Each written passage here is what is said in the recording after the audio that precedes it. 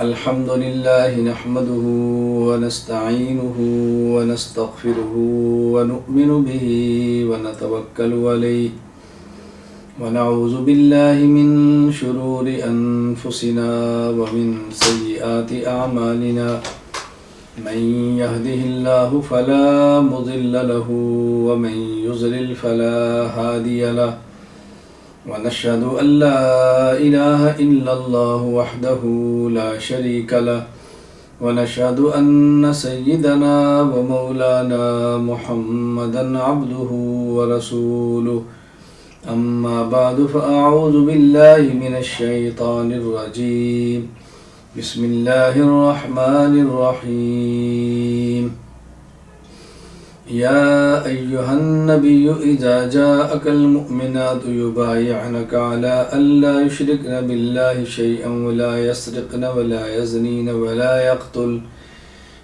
يقتلن أولادهن ولا يأتين ببهتان يفترينه بين أيديهن وأرجلهن ولا يعصينك في معروف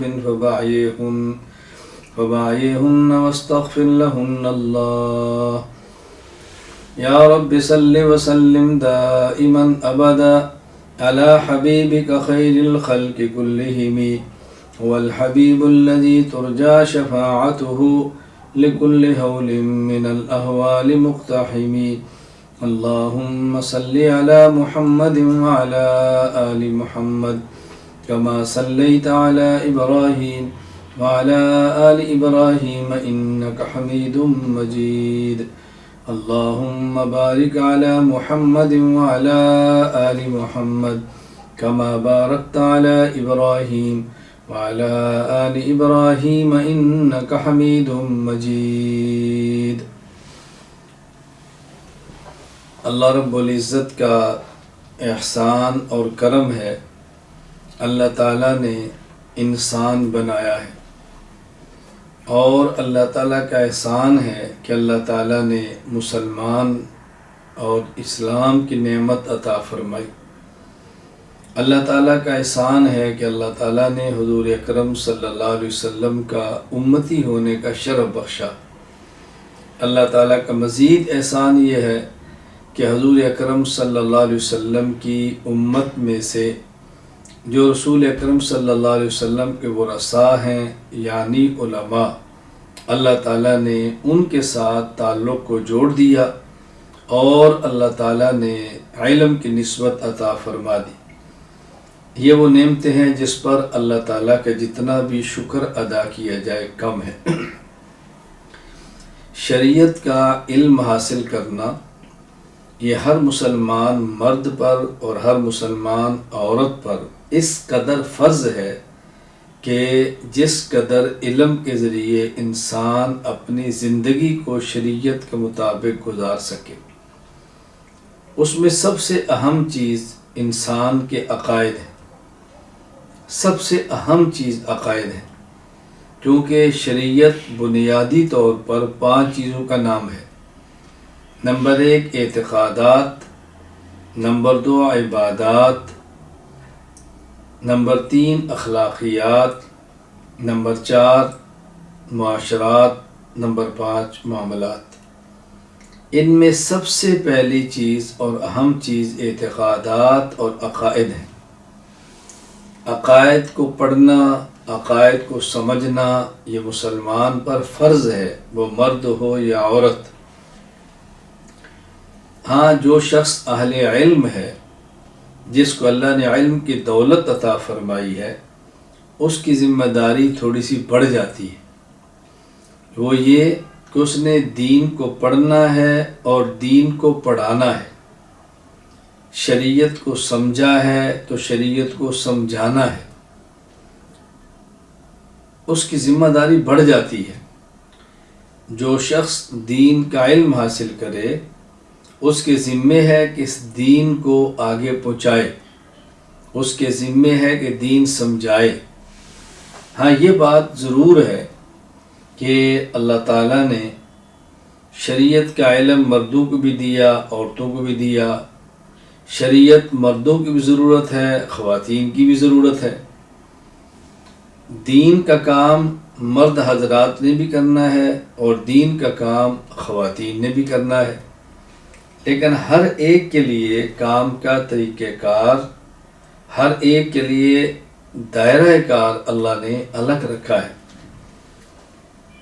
کچھ مسائل ایسے ہیں کہ جن کے ساتھ خواتین کو واسطہ پڑتا ہے، مرد کو نہیں پڑتا، اور کچھ مسائل ایسے ہیں کہ اس کو برسر منبر مردوں کے لیے بیان کرنا مشکل ہے، اور خواتین کے لیے خواتین میں ان مسائل کو بیان کرنا آسان ہے۔ تو ظاہر خواتین کو چاہیے کہ یہ علم حاصل کریں۔ حضور اکرم صلی اللہ علیہ وسلم نے اپنی مبارک زندگی میں 11 نکاح فرمائے۔ ہر نکاح کی الگ حکمت ہے، ہر نکاح کی الگ حکمت اور اس کے فوائد ہیں۔ تو رسول اکرم صلی اللہ علیہ وسلم کی ایک ضرورت یہ تھی کہ آپ کے وہ مسائل جو گھر کی زندگی سے تعلق رکھتے ہیں، اور آپ کی وہ زندگی جو بالکل گھر کی اور نجی زندگی ہے مرد عورت کے درمیان کی، یہ امت کے سامنے آئے۔ اس کے لیے سب سے بہترین اور مؤثر ذریعہ وہ بیوی ہی ہو سکتی ہے۔ اللہ تعالیٰ نے رسول اکرم صلی اللہ علیہ وسلم کو ازواج مطہرات عطا فرمائی، بیویاں عطا فرمائی۔ انہوں نے رسول اکرم صلی اللہ علیہ وسلم کی نجی زندگی کو امت کے سامنے بیان فرمایا۔ رسول اکرم صلی اللہ علیہ وسلم کا گھر کا رہن سہن، اٹھنا بیٹھنا، اہل خانہ اور گھر والیوں کے ساتھ جو معاملات تھے ازواج مطہرات لائی۔ تو یہ مردوں کے ذمے بھی ہے، خواتین کے ذمے بھی ہے کہ دین کو پڑھیں اور پھر دین کو پڑھائیں۔ مجھے 2 روز قبل مفتی سید عمر اظہر شاہ صاحب سلمہ اللہ تعالی نے رابطہ کیا، مجھ سے رابطہ کیا اور مجھے فرمایا کہ ہمارا دارالحکمہ کے نام سے آسٹریلیا میں ادارہ ہے، کچھ بچیاں وہاں سے فارغ ہو رہی ہیں، اور ہم چاہتے ہیں کہ ان کو کچھ شریعت کی، دین کی باتیں بتائی جائیں اور کام کرنے کا طریقہ کار بتایا جائے۔ تو میں نے ان سے گزارش کی کہ آپ مولانا سید شاہد مصطفیٰ صاحب حفظہ اللہ تعالیٰ سے آپ رابطہ کر لیں، چونکہ وہ ہر وقت میرے رابطے میں رہتے ہیں، گہرا تعلق ہے، تو انشاءاللہ کوئی ترتیب بن جائے گی۔ ہمارے چونکہ آپ کے وقت کا کافی فرق ہے، میں اس وقت ترکی میں ہوں، آپ آسٹریلیا میں ہیں، ٹائم کا بہت زیادہ فرق ہوتا ہے، پھر اچانک کوئی شخص رابطہ کریں تو پھر وقت کی ترتیب بنانی، کچھ مسائل تو ہوتے ہیں، لیکن چونکہ ہمارے ذمہ ہے دین کی خدمت کرنا، اللہ تعالیٰ کچھ کام لینے تو اللہ کا احسان سمجھنا چاہیے، اللہ کا شکر کرنا چاہیے، تو ضروری ہے کہ آدمی کو ترتیب بنائے۔ تو میں ان 2 حضرات کے فرمانے پر بہت مختصر سی بات، چند ایک باتیں آپ کی خدمت میں لاؤں گا۔ اللہ تعالیٰ مجھے بھی آپ کو بھی شریعت سمجھ کر اس کے مطابق عمل کرنے کی توفیق عطا فرمائے۔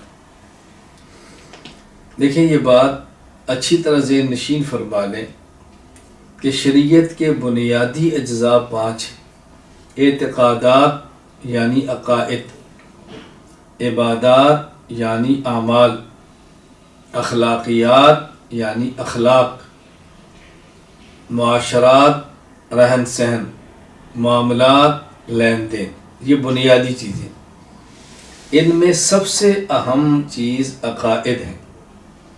اگر عقائد ٹھیک ہیں اور نامہ اعمال میں ایک بھی نیک عمل نہیں تو انشاءاللہ جنت میں جانا ہے، اور اگر عقائد خراب ہیں اور نامہ اعمال میں ایک بھی گناہ نہیں تو جنت میں جانا تو دور کی بات، جنت کی ہوا بھی نہیں سونگھی جا سکتی۔ اللہ تعالیٰ قرآن کریم میں فرماتے ہیں ان الذین کذبوا بآیاتنا واستکبروا عنہا۔ قرآن کریم کا فیصلہ ہے کہ جس کے عقائد ٹھیک نہیں ہے، لا تفتح لهم ابواب السماء ولا يدخلون الجنۃ حتى یلج الجمل فی سم الخیاط۔ ایسے شخص کے لیے تو جنت کا دروازہ ہی نہیں کھلنا، جس جنت کے دروازے سے، ایسے شخص کے لیے تو آسمان کا دروازہ ہی نہیں کھلنا جس دروازے سے گزر کر بندے نے اوپر جنت کے اندر جانا ہے۔ تو عقائد سب سے اہم ہے۔ میں پہلی بات اپنی بیٹیوں سے عرض کروں گا، اپنی بہنوں سے عرض کروں گا کہ آپ عقائد پر توجہ دیں۔ عقائد آپ نے پڑھے ہیں، بہت اچھا، اگر کوئی پوری کمی رہ گئی ہے تو اس کو پورا کریں۔ عقائد کے لیے میری کتاب العقائد اردو زبان میں موجود ہے، میرے اسباق موجود ہیں، آپ کبھی اس میں مشورہ کر لیں، استاد جی سے بات کر لیں، حضرات فرما دیں، باقاعدہ سبکن آپ کو کتاب العقائد پڑھا دی جائے گی، عقائد آپ کے علم کے اندر آ جائیں گے۔ العقیدۃ الطحاویہ کی شرح میری موجود ہے، العقیدۃ الطحاویہ پر اسباق موجود ہیں، الفقہ الاکبر پر اسباق موجود ہیں، اس کی شرح چھپ کر آ گئی ہے، اور اسی طرح ہمارے اکابر علماء دیوبند کی المہند موجود ہے، المہند کا حاشیہ لکھ دیا ہے، اسباق ریکارڈ پر موجود ہے۔ تو اس طرح عقائد پر کام موجود ہے۔ میں یہ کہوں گا کہ آپ عقائد کو اچھی طرح سمجھیں اور اپنے عقائد کو جو حق ہیں ان کو عام کریں، حدود شریعت میں رہ کر عام کریں، شرعی حدود کا خیال کرتے ہوئے عام کریں۔ نمبر 1، عقائد پر بہت زیادہ توجہ دیں، عقائد کو بہت زیادہ درست کرنے کی فکر کریں اور امت کو سنبھالیں۔ جو لوگ غلط عقائد کی نشر غلط عقائد کی اشاعت کر رہے ہیں ان کے راستے میں رکاوٹ پیدا کریں، ان کے راستوں کو روکیں، اور روکنا کیسے ہے؟ دلیل کی طاقت کے ساتھ، دلیل کی طاقت کے ساتھ، دلیل کی طاقت کے ساتھ، اور عقائد کو دلائل کے ساتھ، اعتدال کے ساتھ، اخلاص کے ساتھ امت کے سامنے پیش کریں۔ آپ نے کام بچوں میں اور خواتین میں کرنا ہے، مردوں میں نہیں، بچوں میں اور خواتین میں کرنا ہے۔ اس ترتیب پر آپ اس پر توجہ دیں۔ سب سے پہلے عقائد پر کام کریں۔ نمبر 2، پھر مسائل جو روزمرہ کی زندگی سے تعلق رکھتے ہیں ان مسائل کو اچھی طرح سمجھنے کی کوشش کریں، اپنی زبان میں پھر مسائل بیان کریں، بچوں کو سکھائیں، بہنوں کو سکھائیں، ماؤں کو سکھائیں، بیٹیوں کو سکھائیں، خواتین کو سکھائیں، مسائل کا ماحول بنائیں، مسائل کو عام کریں۔ ہم صحیح مسائل پیش نہیں کریں گے تو غلط مسائل لوگوں کے سامنے چلے جائیں گے، ہم صحیح مسائل پر پیش کریں گے تو لوگ غلط مسائل سے بچ جائیں گے۔ ہماری ذمہ داری ہے، اس لیے اس کا خیال کریں۔ نمبر 3، اخلاق۔ اخلاق کا معنی زبان سے بولنا نہیں، اخلاق کا معنی عمل سے، اپنے کردار سے بتانا ہے۔ خواتین کے لیے اخلاق کے حوالے سے اہم چیز حیا، شرم، یہ بہت ضروری چیزیں ہیں، بہت ضروری چیزیں ہیں۔ ادب، یہ بہت ضروری ہے، اخلاق کی ترتیب بنائیں۔ پھر معاشرت، جو ہمارا رہن سہن ہے، گھر میں کیسے رہنا ہے، ان چیزوں کا خیال کریں۔ معاملات تو جو لین دین جس حد تک ہے اس کو شریعت کے مطابق رکھیں۔ تو میری پہلی گزارش یہ ہے کہ عقائد پر توجہ بہت زیادہ دیں، اس کو اہمیت دیں، اس کو معمولی نہ سمجھیں، کیونکہ المیہ یہ ہے کہ عقائد کو نہیں سمجھا جا رہا، عقائد پر نظر نہیں، یہی پتہ نہیں ہوتا کہ ہمارا عقیدہ کیا ہے۔ اگلا مسئلہ تو بہت بات کا ہے۔ پہلی بات عقائد پر توجہ دیں، اور دوسری بات آپ کی خدمت میں یہ ہے کہ مرد ہو یا عورت، اس کی ایک عمر ہوتی ہے جس کے بعد اس کی زندگی کا دوسرا دور شروع ہونا ہے، نکاح کا۔ سب سے اہم یہ ہے کہ ہم زبان سے نہیں، اپنے عمل سے نکاح کو سنت کے مطابق بنائیں۔ یہ جو ہمارے رسمیں چلی ہیں جن نے نکاح کو مہنگا کیا ہے، نکاح کو مہنگا کر دیا ہے، لوگوں کو نکاح سے دور کیا ہے، ہم اپنے عمل سے ترتیب بنائیں کہ نکاح بہت آسان ہے۔ رسول اکرم صلی اللہ علیہ وسلم کی مبارک حدیث ہے، ان اعظم النکاح برکتاً ایسرہ مؤونہ، کہ سب سے زیادہ برکت اس نکاح میں ہے جس میں خرچہ کم ہو۔ ہم ترتیب بنائیں، اور عمل سے بنائیں، عمل سے کہ نکاح کم سے کم خرچ پر ہو، کم سے کم خرچ پر نکاح ہو. بس اس کا بہت زیادہ اہتمام کریں کہ ہماری شادیاں سنت کے مطابق ہوں، کیونکہ دو ہی موقع ہیں جس پر انسان کی اوقات کا پتہ چلتا ہے کہ اس کو شریعت سے کتنا تعلق ہے. نمبر 1 خوشی کا موقع اور نمبر 1 غم کا موقع. کبھی انسان خوشی میں حدود شریعت کو پامال کرتا ہے اور کبھی غم میں حدود شریعت کو پامال کرتا ہے. اس کا بہت زیادہ خیال فرمائیں. نمبر 3 آپ تمام بچیاں جو فارغ ہو رہی ہیں وہ تو ضروری طور پر، اور جو باقی ہیں وہ بھی ابھی سے ترتیب بنا لیں. کسی شیخ سے جن پر آپ کو، آپ کے اساتذہ کو مکمل اعتماد ہو، بیعت کا تعلق قائم کریں، بیعت کا تعلق قائم کریں. گزشتہ گناہوں سے توبہ کریں، اپنی آئندہ کی زندگی کو پاکیزہ زندگی بنا کر گزاریں، اور پھر شیخ سے بیعت کا تعلق قائم کرنے کے بعد ان کی ہدایات کے مطابق بقیہ زندگی کی ترتیب بنائیں. بس بیعت مفید تب ہوتی ہے کہ جب آدمی ایسے شیخ سے بیعت کرے کہ جن سے مزاج بھی ملتا ہو اور جن سے رابطہ بھی ہوتا ہو. اگر مزاج نہ ملے تو بیعت کا نفع تب بھی نہیں ہوتا، مزاج مل جائے اور رابطہ نہ ہوتا ہو تو بیعت کا نفع تب بھی نہیں ہوتا. نفع نہ ہونے کا معنی یہ ہے کہ کامل نفع نہیں ہوتا، زیادہ فائدہ نہیں ہوتا، ورنہ برکت تو مل جائے گی، ایک بار توبہ بھی ہو جائے گی، بیانات سننے سے کچھ فائدہ تو ہوگا. لیکن جسے مکمل نفع کہتے ہیں وہ تب ہوتا ہے کہ جب شیخ سے مزاج ملتا ہو اور شیخ سے رابطہ ہوتا ہو. اس کا بہت زیادہ اہتمام کریں. نمبر 4 آپ نے جس ادارے میں پڑھا ہے، علم حاصل کیا ہے، اس ادارے سے تعلق رکھیں، معلمات سے تعلق رکھیں، ادارے سے تعلق رکھیں. یہ آپ کے لیے مرکز ہے، اس مرکز سے جڑی رہیں، مرکز سے کٹے نہیں. دنیا کے کسی کونے کے اندر بھی جائیں تو اپنا رابطہ اداروں سے رکھیں، دینی مراکز سے رابطہ رکھیں. اور سب سے اہم وہ مرکز ہے جہاں سے آپ کو علم ملا ہے، جہاں سے آپ کو فیض ملا ہے، جہاں پہ آپ کی تربیت ہوئی ہے، جہاں سے آپ کو دین کی سمجھ آئی ہے. یہ سب سے اہم چیز ہے، رابطہ رکھیں، اس سے دوری اختیار نہ کریں.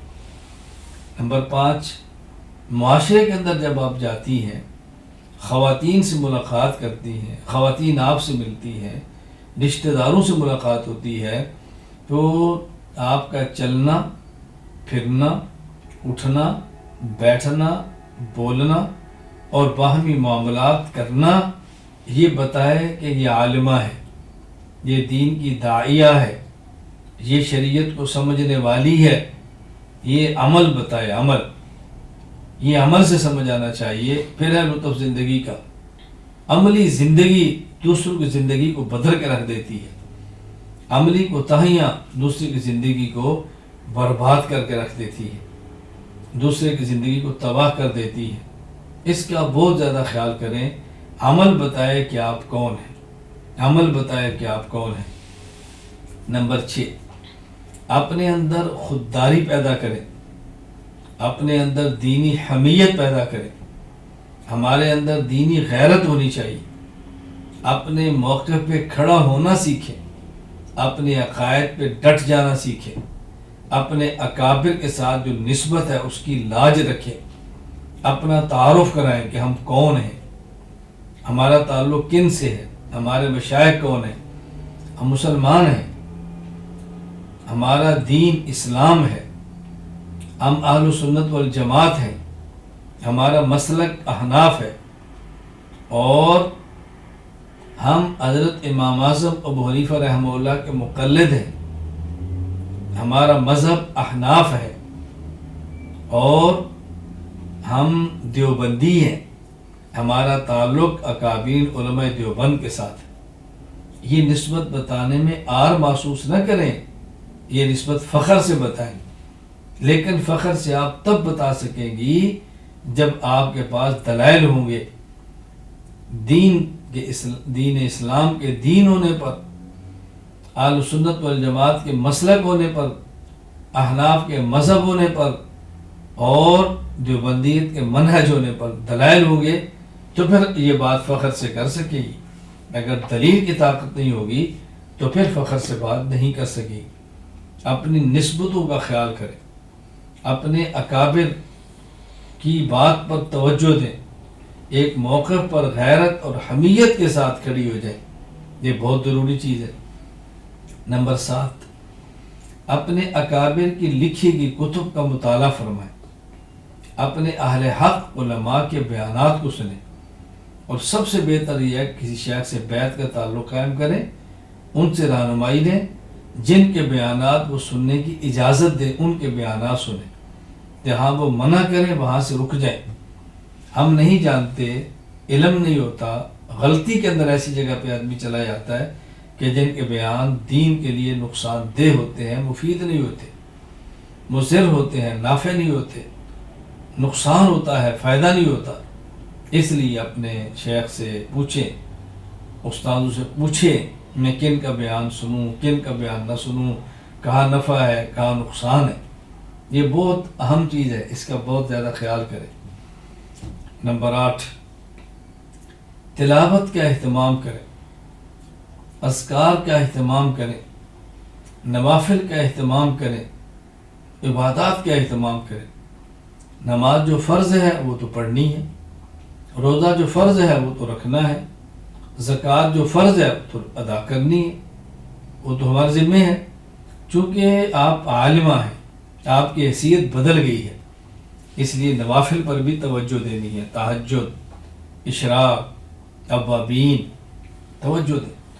آج جمعہ ہے، جمعہ کے دن سورہ کاف، عصر کی نماز کے بعد 80 بار درود شریف، اللہم صلی علی محمد النبی الامی وعلی آلہ وسلم تسلیما، اور اذکار، تلاوت، اس کا اہتمام کریں۔ اس سے دوری اختیار نہیں کرنی، عبادات پر توجہ دینی ہے، عبادات پر توجہ دینی ہے، اس کا خیال کریں، اس پہ قائم رہنا ہے۔ نمبر 9، اپنے والدین زندہ ہیں تو خدمت کریں، ان کو خدمت سے راضی کریں، ان کی اطاعت کریں۔ دنیا سے چلے گئے ہیں، ان کے لیے سارے ثواب کریں، اللہ کے لیے مانگیں ان سے مغفرت کی دعا، رفع درجات کی دعا، کفارہ سیئات کی دعا۔ یہ یاد رکھ لیں کہ جب کسی عورت کا نکاح ہو جائے تو نکاح کے بعد اس کے لیے اہم والدین نہیں، اہم اس کا شوہر ہے۔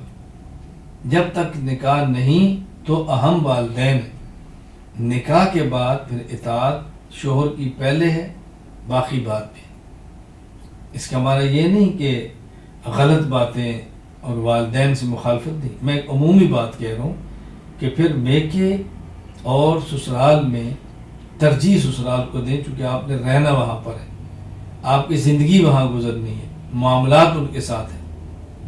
اس کا خیال کریں، اس کے اوپر توجہ سے بات کو اچھی طرح سمجھ لیں تاکہ کبھی بھی الجھن پیدا نہ ہو، معاملات میں دوریاں نہ ہوں، معاملات کے اندر دوریاں نہ ہوں۔ اس کا بہت زیادہ اپنے خیال کرنا ہے۔ نمبر 10، اس کا خیال کریں کہ دعائیں اللہ سے مانگنی ہے، اللہ سے تعلق جوڑنا ہے، اللہ سے دعائیں بہت مانگنی ہے، دعا مانگنے کا بہت اہتمام کریں، دعا مانگنے کا بہت اہتمام کریں، اور باقی دین کا تعلق ایسا ہو کہ لوگ آپ کے لیے دعائیں کریں، غریب پروری ہو، غریب دعا کرے، مسکین یتیموں کو سنبھالے وہ دعا کرے، کوئی بیوہ متعلقہ معاشرے میں اس کا تعاون کرے وہ بھی دعا کرے گی۔ دعائیں مانگنے کا بہت زیادہ اہتمام کریں۔ اللہ تعالیٰ دعا کو کبھی بھی رائگاں نہیں فرماتے، کبھی بھی ضائع نہیں فرماتے۔ جو دعا مانگی ہے بہتر ہو اللہ قبول فرما کے وہی چیز دیتے ہیں جو مانگ لی ہے، اور کبھی اللہ تعالیٰ وہ چیز تو نہیں دیتے جو مانگی ہے، بلکہ اس کے بدلے میں کوئی اور چیز دے دیتے ہیں جو ہم نے نہیں مانگی ہوتی۔ اللہ سمجھتے ہیں کہ وہ زیادہ مفید ہے۔